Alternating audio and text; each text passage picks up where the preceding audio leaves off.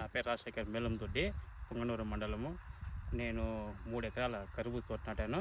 దాంట్లోకి మొదట్లో వైబ్రెంట్ గుళికలు వేపపిండి వేసి కలబెట్టేసి మళ్ళీ సుప్రీతి గింజలు నాటాము. మంచి రిజల్ట్ బాగుంది. వేరుపులు కూడా కొట్టకుండా వైబ్రెంట్ వల్ల బాగుంది. పంట గ్రోతింగ్ బాగుంది. ఎవరైనా సెకండ్ స్టెప్లో నాటాలనుకుంటే వైబ్రెంట్ గుళికలు వేసుకొని నాటుకోండి. రిజల్ట్ బాగుంది. పిఐ కంపెనీవి రిజల్ట్ బాగుంది. వాడుకోవచ్చు, ఎవరైనా వాడుకోవచ్చు.